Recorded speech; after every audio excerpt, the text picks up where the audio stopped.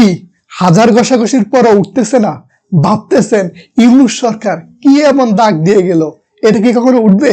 আপনি দেখতেছেন এটা একটা কালি যা নির্বাচনে ব্যবহার করা হয়েছে, কিন্তু এই কালির আসল রহস্য লুকিয়ে আছে রসায়নে। এতে থাকে সিলভার নাইট্রেট। যখনই এই কালি আপনার ত্বকে লাগানো হয় তখনই এই কালি আপনার ত্বকে থাকা প্রোটিনের সাথে বিক্রিয়া করে মিলেমিশে একাকার হয়ে যায়। সবচেয়ে মজার ব্যাপার হলো এই কালি কিন্তু আলোতে গেলে আরো বেশি গাঢ় হয়। রোদ কিংবা লাইটের আলোতে গেলে এটা সিলভার নাইট্রেট থেকে রূপালী ধাতুতে রূপান্তরিত হয়, যা কালচে দেখায়। তাই এই কালি পানি, সাবান কিংবা রিমুভার দিয়ে উঠবে না।